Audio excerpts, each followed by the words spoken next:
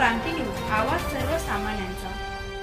दिग्रस दारव्हा नेर विधानसभा मतदारसंघातून सलग 5व्यांदा आमदार म्हणून निवडून आल्याबद्दल नामदार संजय राठोड यांचा शिवसेना दिग्रस तालुका शहर व महायुतीच्या मित्रपक्षांच्या वतीने शनिवार दिनांक 18 जानेवारी रोजी शहरातील प्रमुख मार्गाने स्वागत रॅली काढून स्थानिक विश्रामगृहात भास्कर वार लेआउटच्या मैदानात नागरी सत्कार करण्यात आला। ठीक 5 वाजता संजय राठोड हे दिग्रस या ठिकाणी आले असता त्यांचे आगमन होताच ते खुल्या वाहनांमध्ये उभे झाले।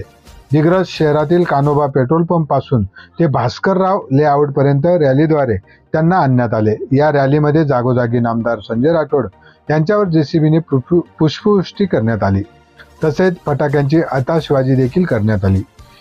जीवन पाटील यांच्या अध्यक्षतेत झालेल्या या नागरी सोहळ्यास शिवसेना यवतमाळ जिल्हा संपर्क प्रमुख हरिहर हिंगणवार, जिल्हा प्रमुख श्रीधर मोहोळ, शिवसेना महिला जिल्हा आघाडी प्रमुख कालिंदा पवार, शिवसेना उपजिल्हा प्रमुख राजकुमार वानखेडे तसेच या नागरी सत्कारामध्ये बंजारा समाजाचे लोकप्रिय संत श्री ज्योतिराज महाराज वनोलीकर यावेळी उपस्थित होते। या नागरी सत्कारामध्ये संजय राठोड यांच्यावर कविता लिहिली गेली। कविता संजय चोपडे यांनी वाचून दाखवताच टाळ्यांचा कडकडाट झाला।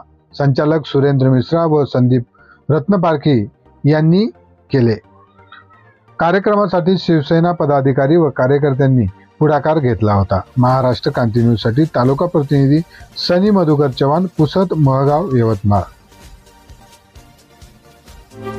अशाच नवनवीन बातम्या पाहण्यासाठी आमच्या महाराष्ट्र क्रांती न्यूज या YouTube चॅनलला लाईक करा, सबस्क्राईब करा आणि बेल आयकॉनला प्रेस करा।